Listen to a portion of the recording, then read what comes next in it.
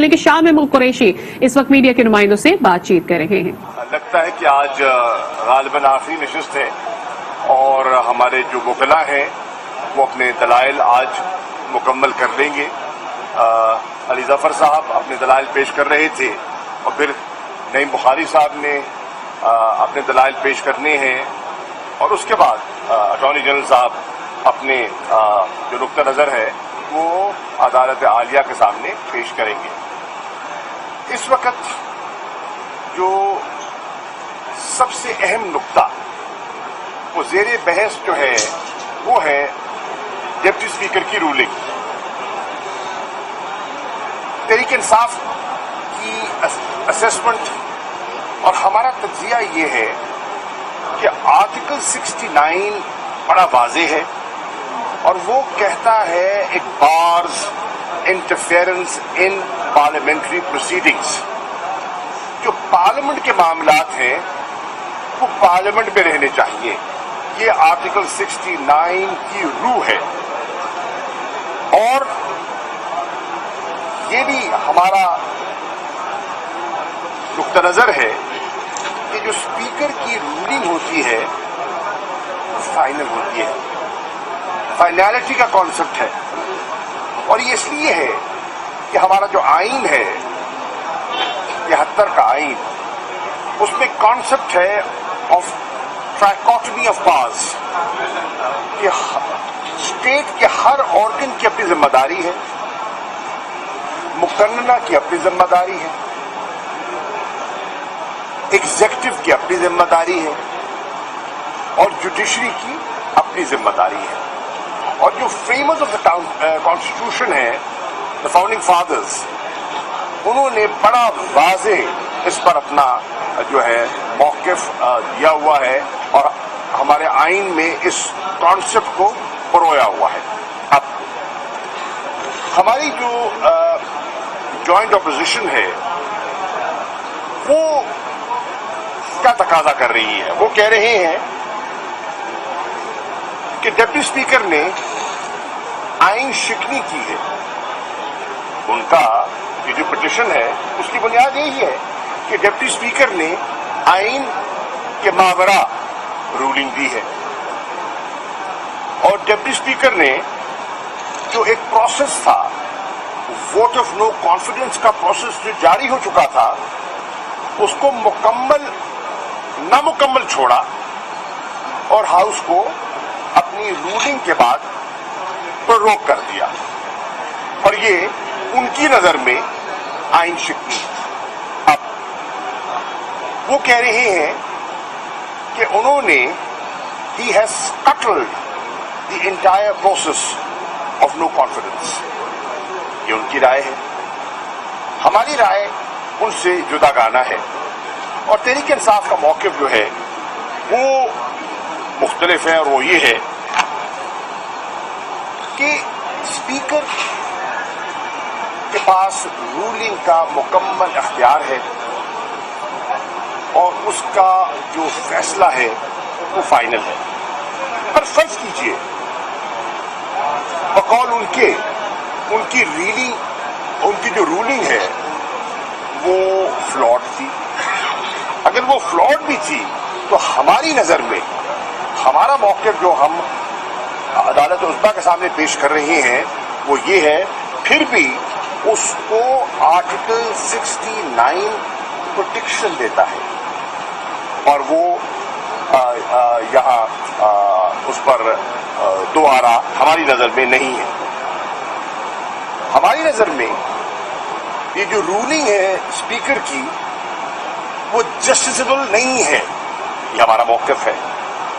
और deputy speaker ने हमारी राय में आइन शिकनी नहीं की। हमने आइन पे हलफ लिया है, जब मेंबर बनते हैं असेंबली के तो आइन पे हलफ लेते हैं और आइन की पासदारी हम पर लाजिम है। और आइन से मावरा कोई कदम उठाना ना हमारी पॉलिसी है, ना हमारी सोच है, ना इस तरफ हम कभी बढ़ेंगे। अब हमारी नजर में एक नई सूरत हाल ने जन्म लिया پروسیس چل رہا تھا. ایک نئی صورتحال نے جنم لیا. وہ صورتحال جب اسپیکر نے اس کا ملاحظہ کیا تو انہوں نے اپنا ایک ذہن بنایا. اور وہ صورتحال کیا تھی؟ صورتحال یہ تھی کہ جو ہم کہہ رہے تھے کہ ایک کمیونیکیشن آئی ہے اور اس کمیونیکیشن سے external interference into the political affairs of Pakistan کا ہمارا واضح موقف ہے. ریجیم چینج اس کا مقصد تھا اور یہ نیشنل سیکورٹی کمیٹی میں مسئلہ زیر بحث آیا. وہ کمیونیکیشن جس پر اپوزیشن کے اہم لوگوں نے نکتہ چینی کی، کچھ نے اس کو فیک ڈاکومنٹ بھی کہا، ہماری نظر میں ایک بہت سنجیدہ کمیونیکیشن تھی اور ہے. چنانچہ وزیر اعظم نے نیشنل سیکورٹی کمیٹی کا اجلاس منعقد کیا اور اس اجلاس کے سامنے وہ کمیونیکیشن رکھی گئی. اس کمیونیکیشن پر جب تبادلہ خیال ہوا، مختلف ممبران جو ہیں نیشنل سیکورٹی کمیٹی کے، انہوں نے اس کو دیکھا پرکھا تو وہ کچھ انہوں نے نتیجہ اخذ کیا اور انہوں نے دو فیصلے کیے. ایک فیصلہ انہوں نے کیا کہ فی الفور دفتر خارجہ مارچ کرے، اسلام آباد میں بھی اور واشنگٹن میں بھی. اور دوسرا فیصلہ کہ فی الفور جو نیشنل سیکورٹی کمیٹی ہے پارلیمنٹ کی، اس کا اجلاس طلب کیا جائے اور یہ سارا مراسلہ ان کے سامنے رکھا جائے اور پارلیمنٹری پروب کیا جائے اور حقائق کی تہ تک پہنچا جائے. تو پھر نیشنل سیکورٹی کے احکامات پر عمل درآمد کرتے ہوئے دفتر خارجہ نے مارچ کیا، وہ آپ کے سامنے ہے. اور نیشنل سیکورٹی کمیٹی کا جو اجلاس ہے پارلیمنٹری کمیٹی کا، وہ طلب کیا گیا، دعوت نامے جاری کیے گئے. اب سوال اٹھتا ہے کہ اگر اپوزیشن کو اتنی تشویش تھی، اگر انہیں شبہ تھا اس سارے مراسلے پر، تو ان کے پاس ایک سنہری موقع تھا کہ وہاں آتے، پرکھتے، سوالات جو اٹھا رہے ہیں میڈیا کے سامنے وہ وہاں لے کر جاتے. وہ ایک مناسب فورم ہے، ایک پارلیمانی فورم ہے، اور آپ پارلیمان کے تحفظ کی بات کر رہی ہیں تو اس پارلیمانی فورم پر اپنا نقطے اٹھاتے اور جواب طلب کرتے اور ان کو مطمئن کیا جاتا یا کرنے کی کوشش کی جاتی. اب ہماری نظر میں کہ یہ جو پروسیجر ہے وہ ابھی مکمل ہونا تھا اور ڈپٹی اسپیکر نے انکار نہیں کیا. انہوں نے کیا کہا؟ انہوں نے کہا ٹھہریے، ایک نئی صورتحال سامنے آئی ہے، اس صورتحال کو ایگزامن کیجیے، اس کو ایگزامن کیجیے. اور ان کی نظر میں یہ بڑا سنجیدہ مسئلہ ہے اور اس کے پروب کے بعد وہ آگے بڑھنے کے لیے انہوں نے انکار نہیں کیا. لیکن ایک نئی صورتحال نے جنم لیا، انپریسیڈنٹڈ ایک چیز سامنے آئی، تو اس کے سامنے رکھتے ہوئے انہوں نے اس موشن کو ڈس الاؤ کر دیا.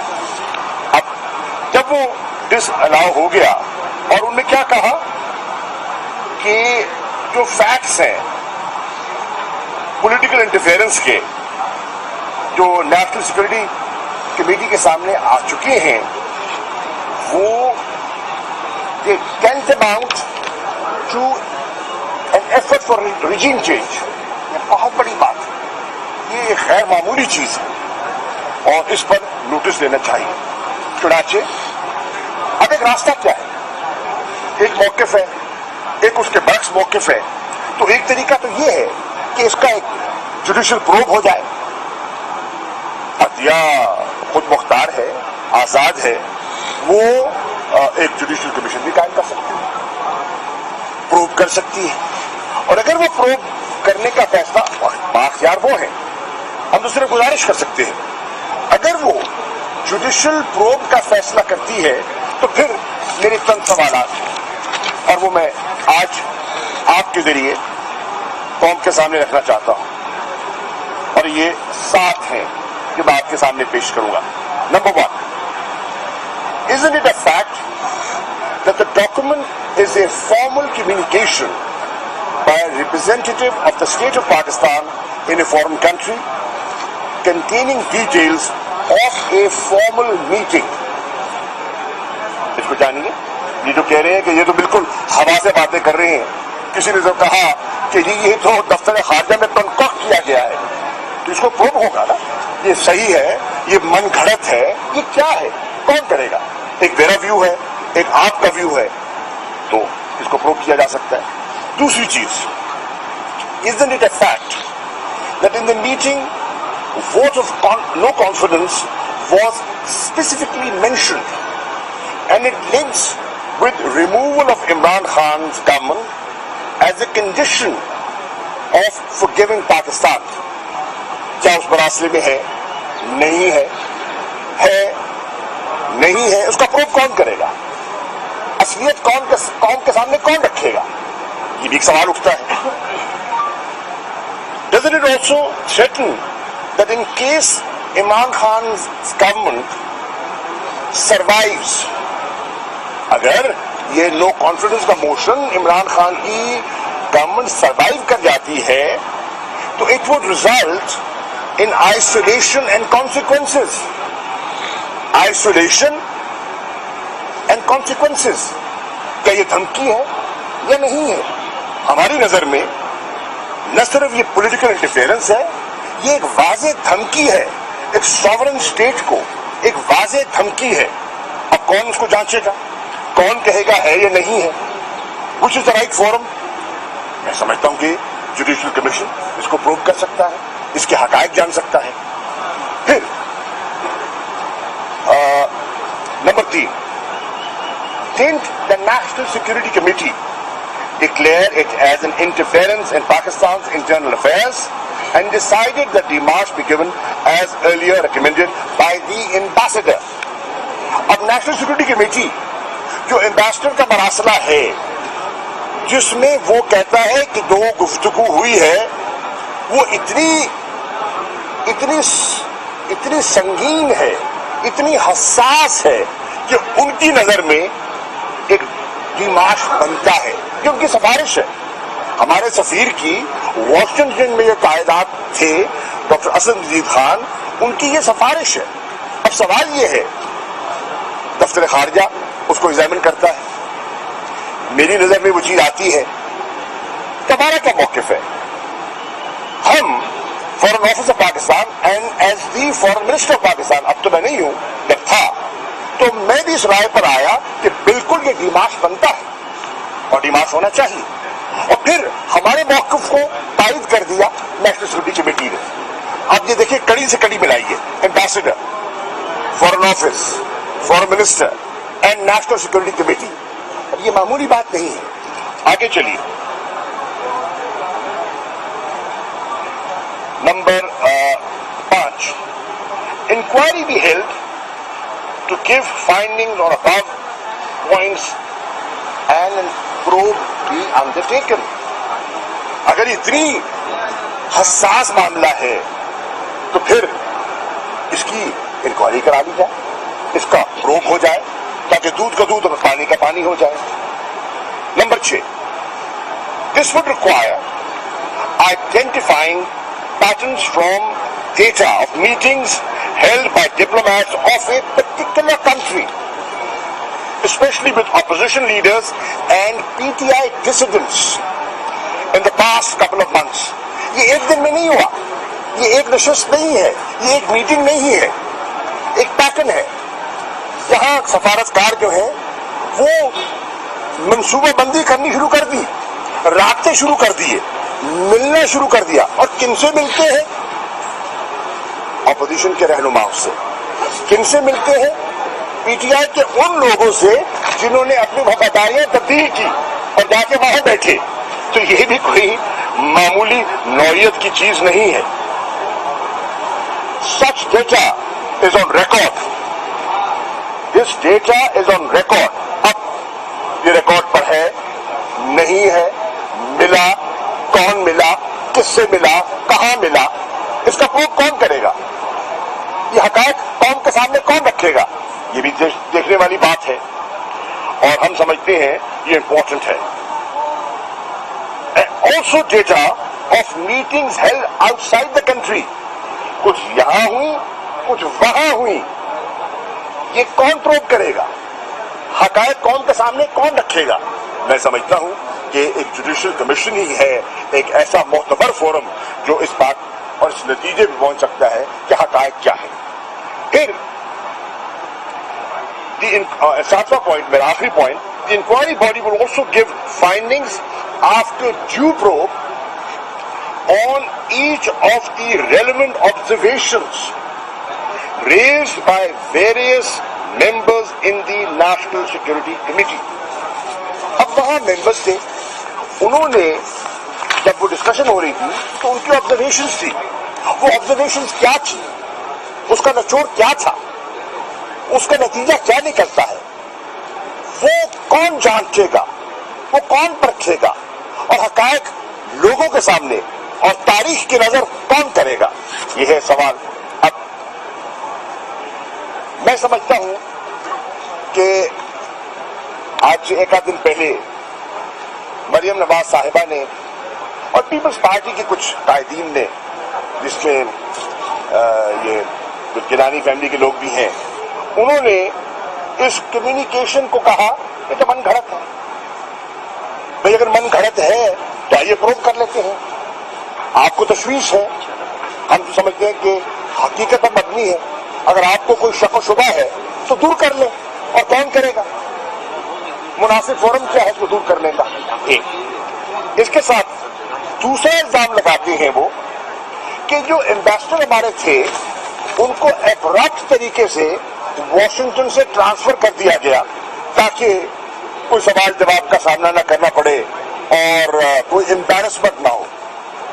یہ بھی حقائق کے برعکس ہے، اور یہ بھی قوم سے غلط بیانی کی جا رہی ہے. حقیقت کیا ہے؟ حقیقت یہ ہے کہ یہ ایبرپٹ ٹرانسفر نہیں تھا. جو ہمارے ایمبیسڈر تھے وہ اسلام آباد تشریف لے کر آئے، جو اسلام آباد تشریف لے کر آئے اپنا ٹینیور مکمل کرنے کے بعد. ٹینیور کتنا تھا ان کا؟ 3 سال کا. 3 سال کا ٹینیور مکمل ہوا اور اس کے بعد ان کا ٹرانسفر ایک لازمی امر ہے. تو یہ کوئی ابرپٹ نہیں تھا، ایک نارمل ٹرانسفر تھا. اس کے ساتھ ساتھ یہ بھی میں ان کو کہہ دوں کہ یہ ایک انہوں نے بالکل غلط بات کی. اور ان کا ٹینیور مکمل کب ہوتا ہے؟ 11 جنوری 2022 کو ان کا ٹینیور مکمل ہو گیا. جنوری کی بات کر رہا ہوں، یہ مارچ کی بات ہو رہی ہے. یہ مراسلہ ہے 7 مارچ کا. ان کا ٹینیور مکمل ہوتا ہے 11 جنوری کو، اور اس کے بعد ایک پروسیس شروع ہوتا ہے. اس پروسیس میں سمری جاتی ہے، پرائم منسٹر کے سامنے جاتی ہے، پرائم منسٹر صاحب اس کو اپروو کرتے ہیں، اور پھر اخبارات میں آتی ہے چیز. اخبار میں آتی ہے خبر اکتوبر 2021 کہ ایمبیسڈر مسعود خان کو واشنگٹن بھیجا جا رہا ہے اور ایمبیسڈر اسد مجید جو وہ برسل جائیں گے. یہ رپورٹڈ چیز ہے، یہ کوئی ابرپٹ چیز نہیں تھی. تو آپ نے کیسے یہ تصور کر لیا، آپ نے کیسے یہ اخذ کر لیا کہ یہ کوئی ملی بھگت تھی، یہ کوئی ڈرامہ تھا؟ یہ ڈرامہ نہیں تھا. فورن آفس ڈرامے نہیں کرتا.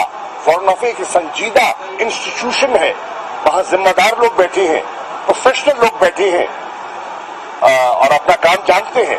پھر 4 نومبر کو 2022 ہماری ایمبسی کو، واشنگٹن کی ایمبسی کو مسعود خان صاحب کے پیپرز مل جاتے ہیں تعیناتی کے، اور وہ سبمٹ کرتے ہیں کس کو؟ اسٹیٹ ڈپارٹمنٹ کو. تو یہ ابرپٹ کہاں سے ہوا؟ اور پھر فروری 2022 میں بائیڈن ایڈمنسٹریشن جو ہے وہ ان کی منظوری دیتی ہے. उनका एग्रीमेंट मंजूर हो जाता है, वो इन्वेस्टर तैनात हो जाते हैं। अब मुझे बताइए कि ये सारा मैंने तारीखों के साथ पूरा अमल, पूरा प्रोसेस आपके सामने रखा है, इसमें कहाँ ड्रामा है, कहाँ नाटक है, कहाँ कोई जो ये तासुब देने की कोशिश कर रहे हैं, कभी मरासले पे सवालिया निशान उठाते हैं, कभी उनके तबादले को जो एक रूटीन का तबादला है उसको कंट्रोवर्शियल बनाते हैं। ये बिल्कुल गैर मुनासिब रवैया है और मैं समझता हूँ ये अपनी बौखलाहट में और अपने मकासद को हासिल करने के लिए वो मुल्क को एक कॉन्स्टिट्यूशनल क्राइसिस की तरफ धकेलने की कोशिश कर रहे हैं, जो बड़ी खतरनाक बात है। अब सवाल उठता है कि जब डिप्टी स्पीकर साहब ने रूलिंग दे दी और वो जो मोशन था ऑफ नो कॉन्फिडेंस का वो सक्सेस हो गया, तो फिर वजीर आजम के अख्तियारात तो जो मुकम्मल थे वो बहाल हुए। वजीर आजम ने अपनी सवाबदीद में, और ये आईनी है कि वजीर आजम कभी भी किसी वक्त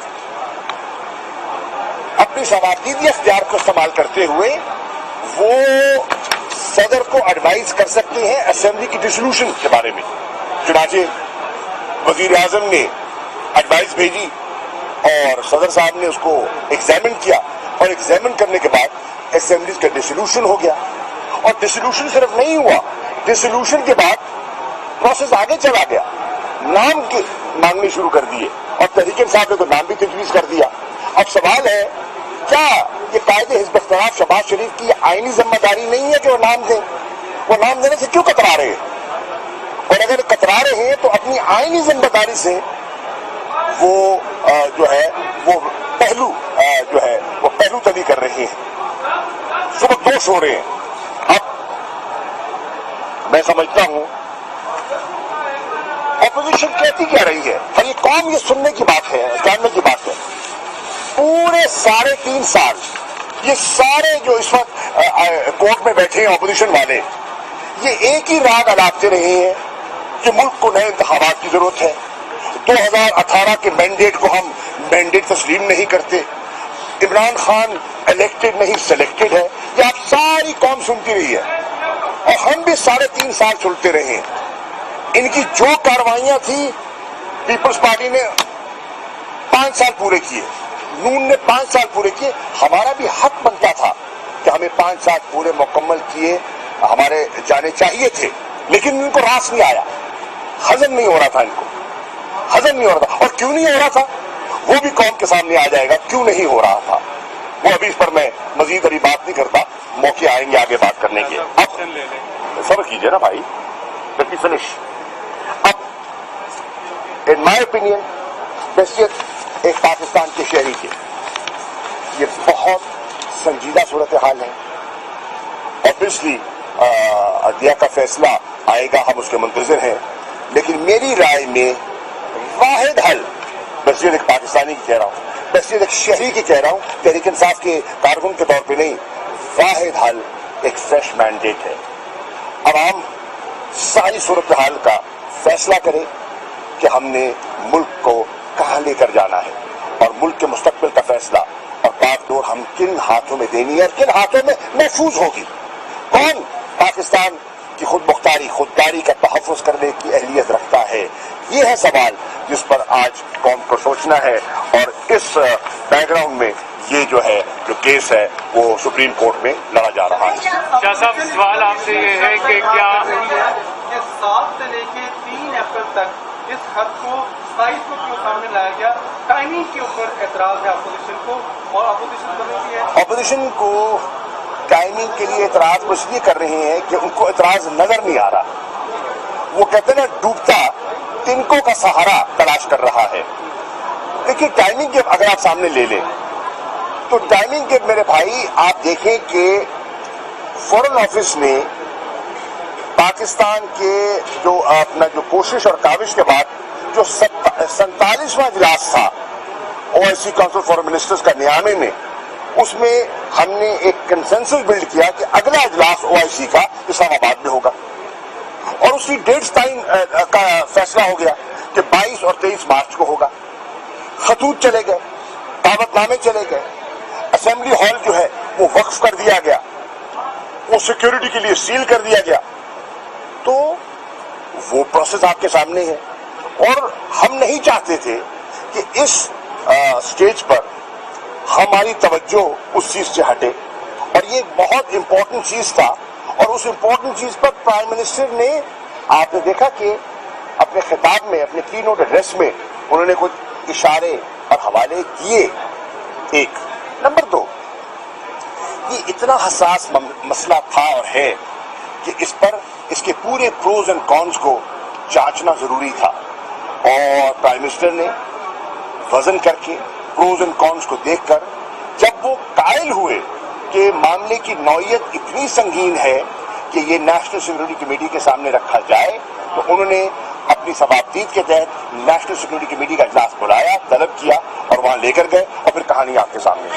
कुरैशी साहब, there are allegations of massive corruption of फराग होगी, आप इस बारे में क्या कहेंगे? फराग होगी की करप्शन से मुतालिक आपका क्या मैं भी कर रहा हूँ सवाल भाई। तो आपने उनको गद्दार डिक्लेयर किया, और एक गद्दार से आप मांग रहे हैं कि आपको वज़ीर-ए-आज़म का नाम दे दें, और दूसरा ये कि आप गद्दार को ही कह रहे हैं। सर एक क्वेश्चन ऐड कर लीजिएगा, आप कहते हैं कि दूसरे मुमालिक को हमारे अंदरूनी सिस्टम में मुदाखलत का हक नहीं। रशिया ने जो इमरान खान के मामले में बयान दिया, आप नहीं समझते कि हमारे पॉलिटिकल सिस्टम में ये मुदाखलत है? देखिए, मैं पहले भी कह चुका हूं और मैं दोहरा देता हूं, हमारे डोमेस्टिक मामलात में मुदाखलत का हक किसी को नहीं पहुंचता, और न हमें इसकी इजाजत देनी चाहिए, नंबर 1। नंबर 2, उन्होंने